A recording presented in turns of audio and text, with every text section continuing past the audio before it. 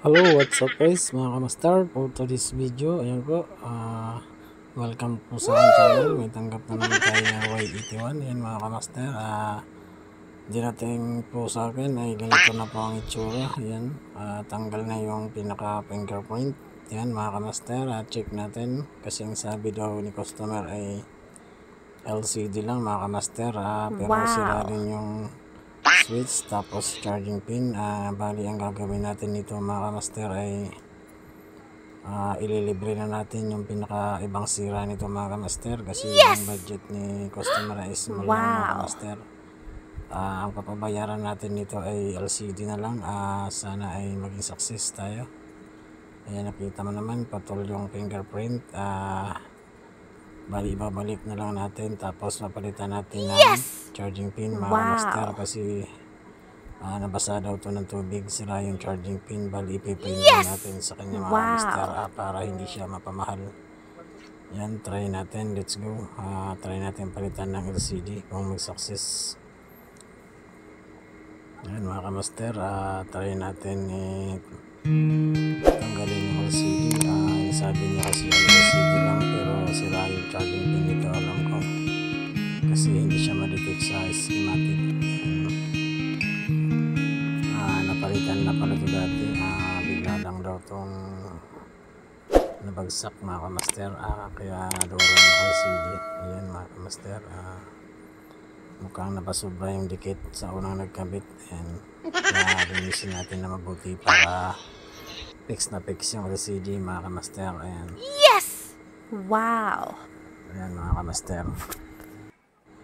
Sa mga gusto palang magpagawa, sa mga kung sino man nakakita sa video ko, please subscribe sa aking channel. Tsaka kung gusto niyo magpagawa ay dito lang po kami sa Bugol, Tuktukan, Taguig mga master, sa third floor. Comment niyo ako sa dyan sa comment section at PM niyo ako, usap tayo at para maka-discount ka sa akin. Wow. Kung magpapagawa ka man ng LCD o may ibang sira yung cellphone mo o may sira kang ibang phone na charging pin, ililibre kita. At yan mga kamaster, ipipray ko sa iyo kung may iba kang sira, basta magpagawa ka lang sa shop namin. Please subscribe na rin sa Wow. aming channel. Thank God at salamat sa inyo sa suporta. Kung sino man nag-subscribe, sa sino napanood sa video na to, please like and subscribe sa aking channel.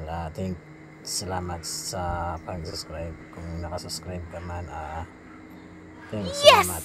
Ayan, malinis na yan mga kamaster, malinis na yung charging,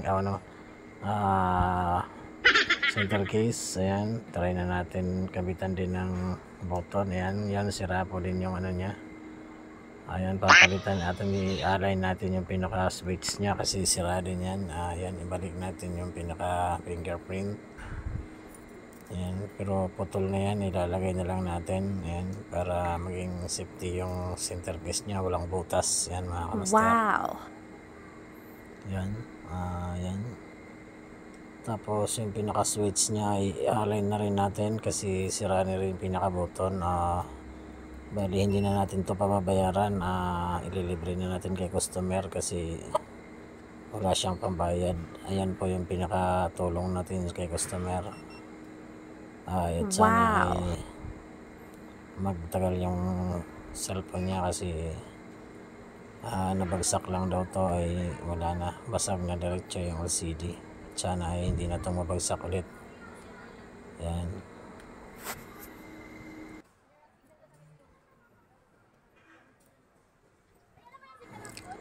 Ayan mga kamaster, try na natin kung buhay pa yung cellphone niya mga kamaster, kasi yung sabi niya ay bigla daw itong nag-blackout kung nabagsak.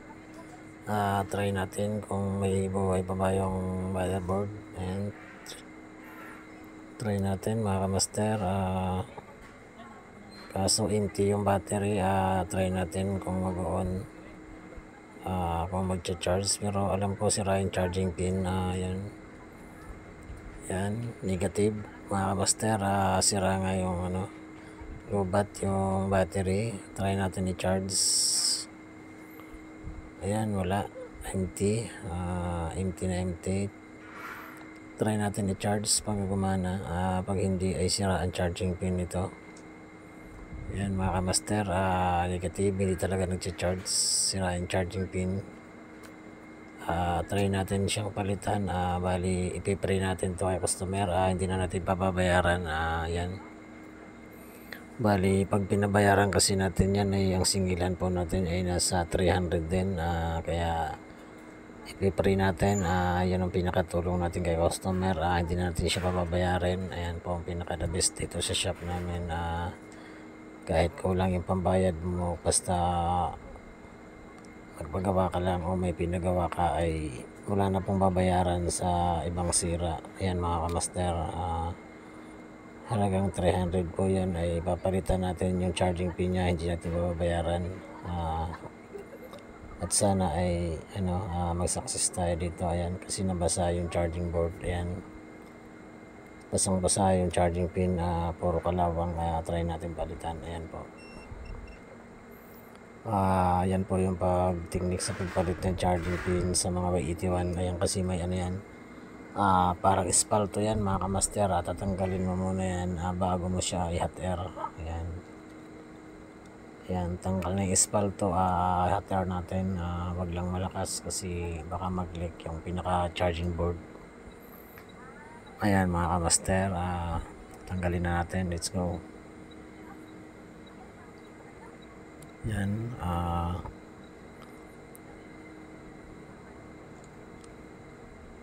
ayan mga kamaster, tanggalin natin. Sana ay mag-charge to pag napalitan, kasi ang sabi niya ay LCD lang daw. Ayan, pero sira yung charging pin. Wow. Bali ko na to sa'yo at sana ay mag-success to. Ganyan po ang pagpalit ng charging pin. Bali kasi may mga butas po yan na kailangan natin gamitan ng wick para bumalik yung butas niya, saka natin ilalapat yung charging pin. Wag po tayo mag reheat ng charging pin kapag nagkakabit. Kailangan ay mano-mano. Hihinangin mo rin pagbalik para safety yung pinaka charging board. Yan mga kamaster, bago po ilalagay natin. Yan po, yan, bagong charging pin yan. Sana ay gumana yung pinaka charging nya. Yes! Yan, let's go, kabit na natin. Ayan.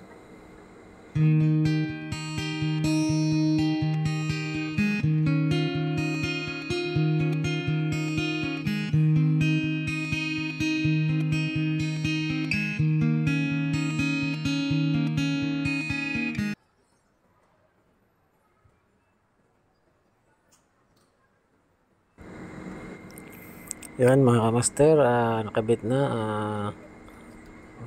Try natin, pang finish na lang at sana ay maging success to na operasyon natin mga kamaster. Yan, okay na, success mga kamaster. At sana ay ayan, try natin mga kamaster, kung success, sana mag-charge to. Sayang naman yung LCD natin. Ayan, try natin ulit ikabit yung LCD. Ayan mga master, at sana ay mag-success yung operasyon natin. Ayan, try natin ulit at sana mag-charge.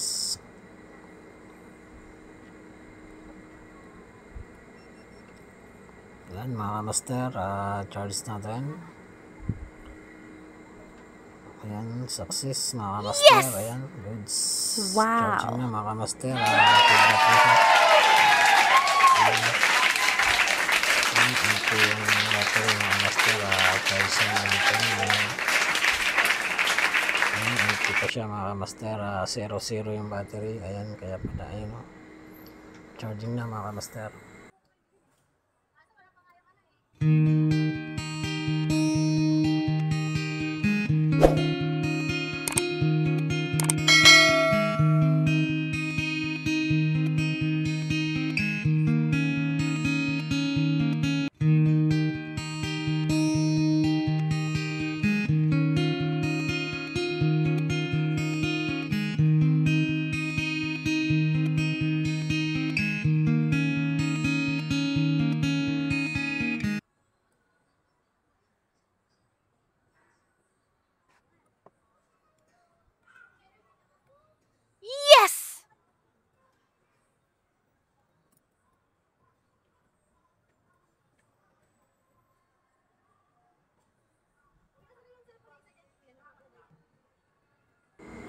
Yan mga kamaster, goods na, nag-power na at sana ay hindi siya sira yung program mga kamaster at sana magmino.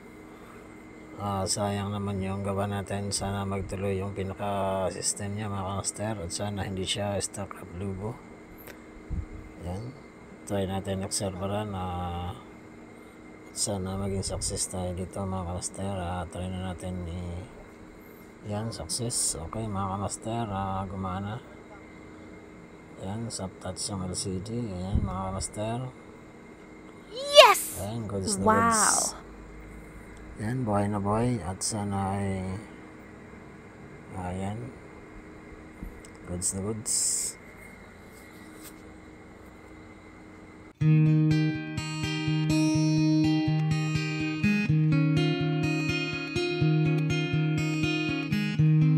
Yes! Wow!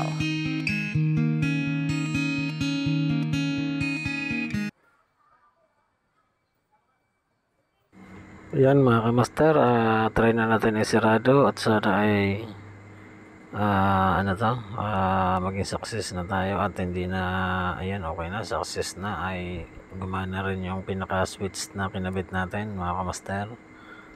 Ayan, medyo yung center case nya kasi ay basag-basag na rin, pati yung case. Ayan, bali nirebidyohan ko na lang to yung pinaka gilid, linagyan ko na lang din ng padikit.